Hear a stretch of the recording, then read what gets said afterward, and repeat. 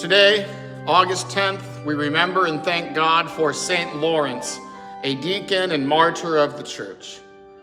It's really hard for us to imagine in this 21st century what life was like for the Christians of those first few hundred years of Christianity.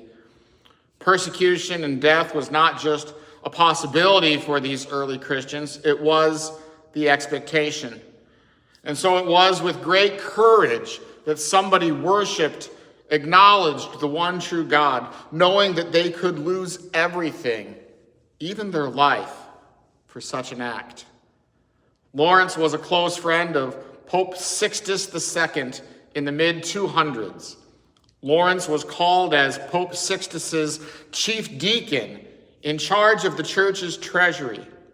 And so when Pope Sixtus was arrested and executed for celebrating a liturgy in a cemetery, the Roman Emperor Valerian demanded that Lawrence, the treasurer and deacon of the church, hand over the church's treasures.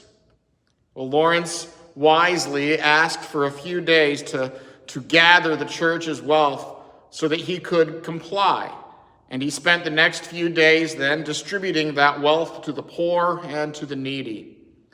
A few days later, when the emperor came to Lawrence demanding the church's treasures, he pointed to these same poor and needy people of the church and said, These poor and needy, these are the treasures of the church.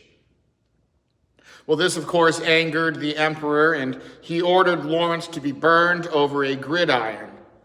But even this torturous death could not take away Lawrence's joy in the Lord as he jokingly called out from his grill, "You can turn me over. I'm done on this side."